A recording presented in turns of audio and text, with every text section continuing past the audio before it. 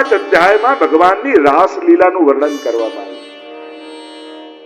રાસમાં કોઈ પુરુષનો પ્રવેશ નથી, રાસમાં કોઈ સ્ત્રીનો પ્રવેશ નથી, રાસમાં કેવલ ગોપીઓનો પ્રવેશ છે.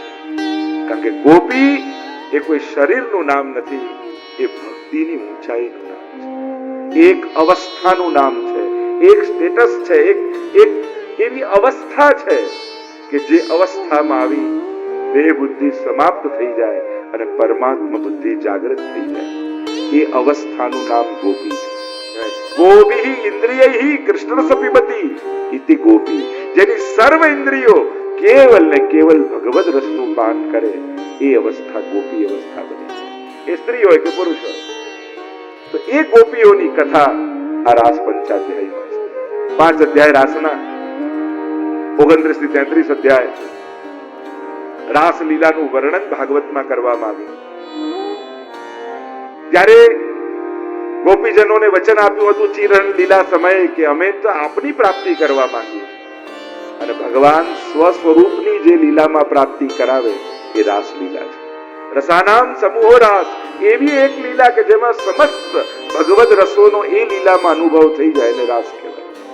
રાસ એટલે કેવલ કોઈ ગરબો નહીં, પણ એવી પ્રક્રિયા જેમાં ભગવાન સ્વ નિજ આનંદનું દાન, એટલે કે સાધારણ શબ્દોમાં કહું તો અલ્પાનંદને પૂર્ણાનંદ બનાવવાની પ્રક્રિયા એ રાસ.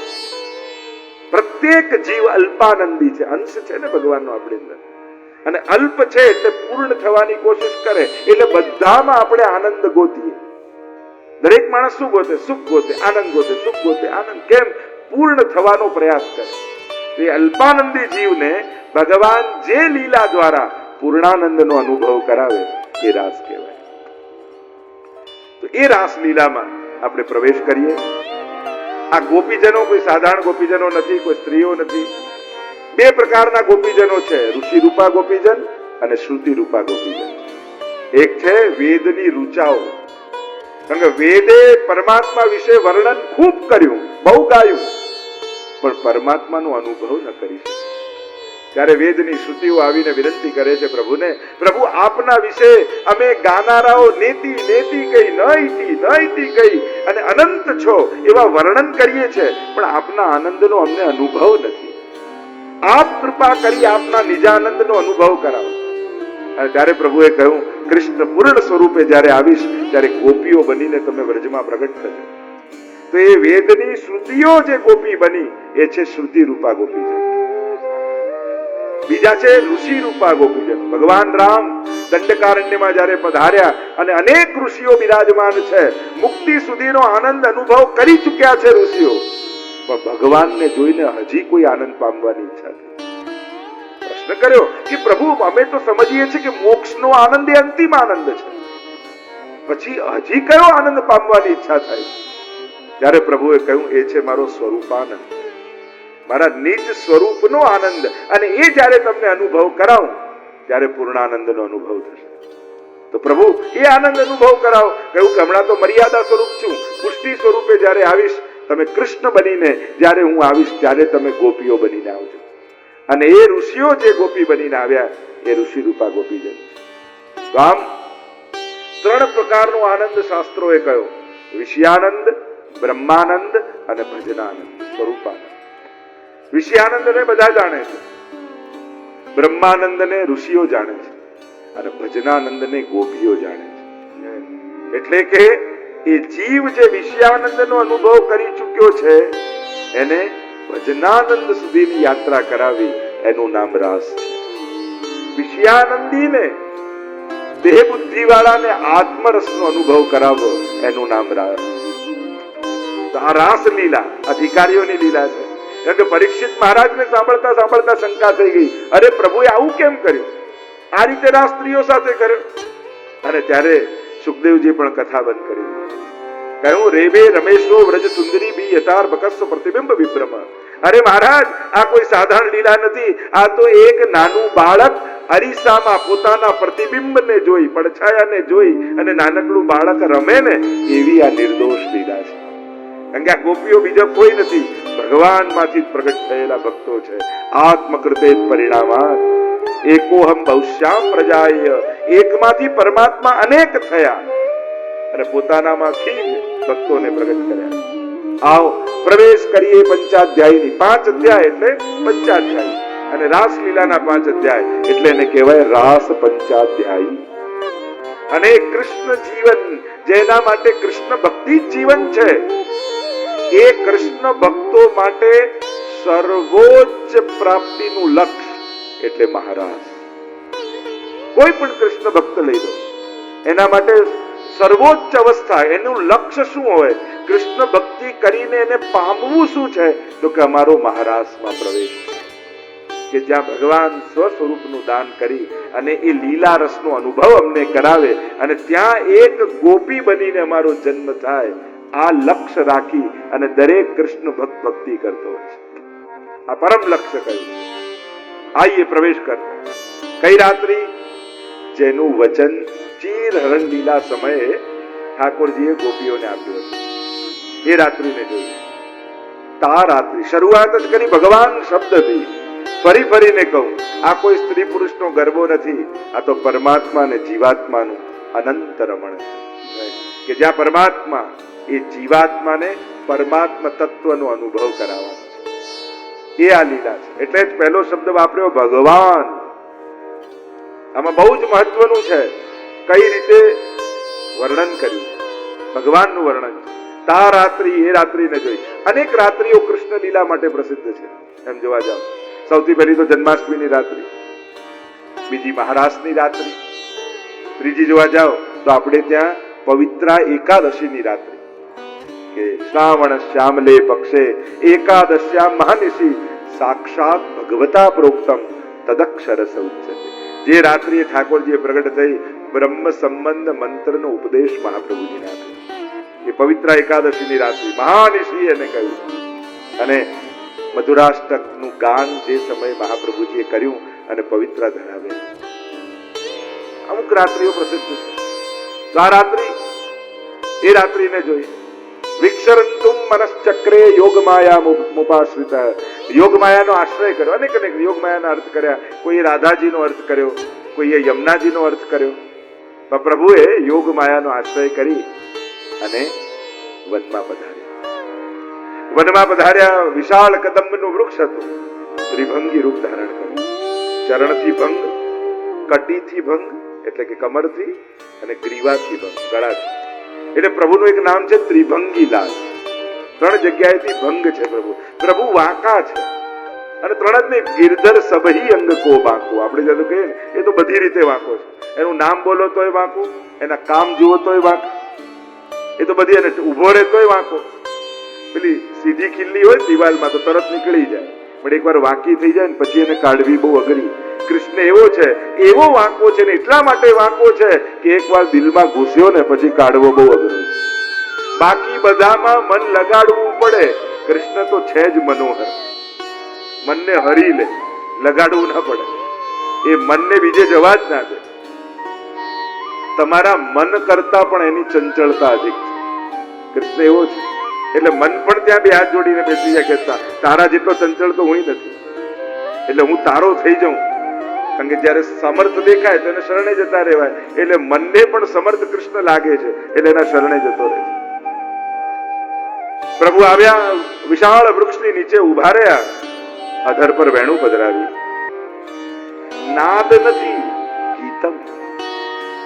નાદમાં શબ્દ ન હોય, ગીતમાં શબ્દ હોય. એટલે કે એક એક ગોપીને એમ લાગ્યું જાણે મારું નામ લઈ લઈને ઠાકોરજી બોલાવી રહ્યા છે. અને વેણુનો સ્વર આખા બ્રજમાં વ્યાપ્યો. દરેક ગોપી જુદા જુદા કામમાં વ્યસ્ત હતી. કોઈ પતિની સેવા કરી રહી છે, કોઈ દૂધ પકવી રહી છે, કોઈ ઘરની સફાઈ કરી રહી છે, કોઈ બાળકને ભોજન કરાવી રહી છે. જેવી વૃત્તિ એવી પ્રવૃત્તિ. અહીંયા મહાપ્રભુજી ગોપીઓના ભેદ બતાવ્યા. જો ભગવાન વિશે તો ઘણાએ લખ્યું છે, મહાપ્રભુજી ગોપીઓ વિશે લખ્યું. આ કઈ ગોપી છે? એક એક ગોપીનો પરિચય આપ્યો મહાપ્રભુજી. ગોપી ગીતમાં તો આ તામસ ગોપી, આ રાજસ ગોપી, આ સાત્વિક ગોપી, જુદા જુદા ભાવો બતાવ્યા ગોપીઓને.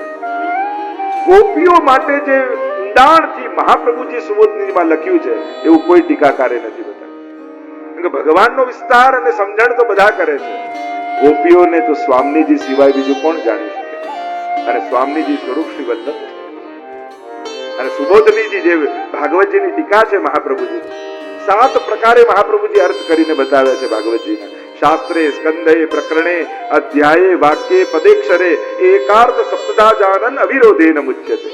7 પ્રકારથી અર્થ, ભાગવતાર્થ પ્રકરણ અને સુબોધની. આ 2 ગ્રંથ દ્વારા ભાગવતના સૂક્ષ્મ અર્થો મહાપ્રભુજીએ કર્યા. મહાપ્રભુજીનું નામ જ છે ને ભાગવત સમુદ્ર મથન ક્ષમ. ભાગવતનું મંથન કરી અને નવનીત આપણને આપ્યું છે. ભાગવત સુધારસ મત કે અપનો પંથ જતાયો, તુમ શરણાગત આયો શ્રી વલ્લભ, તુમ શરણાગત. ભિન્ન ભિન્ન કાર્યમાં વ્યસ્ત છે ગોપીઓ. જ્યાં વેણુના સ્વર પડ્યા ચોંકી ગોપી. શું એ રાત્રિ આવી ગઈ જે રાત્રિ નું વચન ઠાકોરજી આપ્યું હતું? અને બધી જ ગોપીઓ દોડી ઘરથી ભાગતી ભાગતી નીકળી. કેટલીક ગોપીઓ જવા ગઈ પણ સ્વજનોએ સાંકળે લગાવી દીધી, જવા ન દીધા. હું તો ગયેલી ફરું ઘર માય, કોણે દીધી સાંકળડી, મારા વાલા ના વન માય વાગે રૂડી વાસળી. એવો તાપ થયો કે પ્રભુ પોકારી રહ્યા છે ને હું જઈ ન શકી. બધા પાપ બળી ગયા. અને જ્યાં મન પ્રભુમાં લાગ્યું એવો આનંદ થયો કે બધા પુણ્યોના ફળ ભોગવાઈ ગયા. ત્યાં જ એમનો ઉદ્ધાર થઈ ગયો. કેટલીક ગોપીઓનો તો ઘરમાં જ ઉદ્ધાર થઈ ગયો અને બાકી ગોપીઓ દોડી છે, ભાગી છે. ભાગતા ભાગતા ભાગતા પ્રભુ જ્યાં વેણુના સ્વર ભરી રહ્યા છે ત્યાં આવીને સમસ્ત ગોપીજનો ઉભી થઈ. વેણુ વગાડતા પ્રભુએ ધીમે રહીને નેત્રો ખોલ્યા અને જુએ તો અનેક ગોપીઓ મુખમાં આશ્ચર્યના ભાવ પ્રભુ લાવ્યા. તમારું શું પ્રિય કર્યું? આમ રાત્રિના સમય વનમાં કેમ આવી છો? જાઓ, તમારા સ્વજનો તમારી પ્રતીક્ષા કરતા હશે. તમારા પતિ, પિતા, ભાઈ, બંધુ તમને શોધવા નીકળ્યા હશે. જલ્દી જાઓ. સ્ત્રીઓએ આમ વનમાં એકલા આવવું ઠીક નથી. પતિની સેવા કરવી સ્ત્રીનો ધર્મ છે. રોગી હોય, વૃદ્ધ હોય, નિર્ધન હોય. 10 શ્લોકમાં ભગવાને ધર્મોપદેશ આપ્યા અને ગોપીઓ શાંતિથી સાંભળે છે. ગોપીઓએ કહ્યું, પ્રભુ આપે બોલી લીધું, હવે અમે કઈ કહીએ? હા કહો. પ્રણય ગીત જેને કહેવાય. મૈવમ વિભો રતિ ભવાન ગદિતુમ નુસંસમ સંત્યજ્ય સર્વ વિષયાંસ તવ પાદમૂલમ. પ્રભુ આપ અમને કહો છો કે આ રીતે સ્ત્રીએ વનમાં આવવું ઠીક નથી? પ્રભુ ભૂલી ન જશો. આપના વેણુના સ્વર પડ્યા. આપ જે કહો છો સાચું છે. સ્ત્રીએ આ રીતે વનમાં ન આવવું જોઈએ એકલા વેણુ સાંભળીને. પણ પ્રભુ એ ન ભૂલી જતા. જ્યારે આપણે વેણુના આપના સ્વર અમારા કાનમાં પડ્યા એ સાંભળતાની સાથે દેહ બુદ્ધિ તો ત્યાં સમાપ્ત થઈ ગઈ. અહીંયા કોઈ સ્ત્રી નથી આવી, અહીંયા તો જીવાત્મા પરમાત્માને મળવા માટે આવ્યો છે. આપની વેણુના સ્વરની એ તાકાત છે કે શ્રવણ કરતા જ દેહ બુદ્ધિ સમાપ્ત થઈ જાય. એટલે પ્રભુ સ્ત્રીનો ધર્મ સાચો, એને ન આવવું જોઈએ, પણ ભૂલતા નહીં, સ્ત્રી નથી આવી, જીવાત્મા આપને મળવા માટે આવ્યો છે, જે અનંત જન્મોથી વિકુટો પડ્યો છે. અને પતિની સેવા કરવી સ્ત્રીનો ધર્મ આપ કહો છો, બહુ સાચી વાત. એ સ્ત્રીનો ધર્મ છે. રોગી હોય, નિર્ધન હોય, વૃદ્ધ હોય, પણ પ્રભુ ભૂલી ન જતા. દરેક જન્મ, કેટલા જન્મો લઈને અમે અહીંયા આવ્યા છીએ. દરેક જન્મમાં આ શરીરનો કોઈ બીજો પતિ, દરેક જન્મ લીધો, શરીર લીધું ને કોઈ પતિ હતો. દરેક જન્મમાં કોઈ જુદો પતિ હતો, પણ દરેક જન્મમાં આ શરીરનો કોઈ જુદો પતિ હતો, પણ આત્માના પતિ તો આપ જ હતા દરેક જન્મમાં. અને આત્માના પતિને ભજવો એ જ આ જીવાત્માનું પરમ ધર્મ છે. વેદ એમ કહે છે, યો યદંશ સતમ ભજે, જે જેનો અંશ છે એને અંશીને ભજવો છે. આ આત્માનો પરમ ધર્મ પરમાત્માની પ્રાપ્તિ એ જ છે. પ્રભુ આપ કહો કે અમારા ભાઈ, બંધુ, પિતા બધા ગોતતા હશે, તમે જાઓ. પણ પ્રભુ વ્યક્તિઓને છોડ્યા છે, વૃત્તિઓ તો લઈને જ આવે. આ બધા વ્યક્તિઓને છોડ્યા, પણ હવે તો ત્વમેવ માતા ચ પિતા ત્વમેવ બંધુશ્ચ સખા ત્વમેવ. વ્યક્તિઓના શરીર છોડ્યા, વૃત્તિઓ લઈને આવ્યા છે. હવે તો સર્વદા સર્વભાવેન ભજનીયો વ્રજાદીપ. હવે તો વ્રજાદીપને ભજવું એ જ મારો પરમ ધર્મ છે, અન્ય કોઈ નહીં.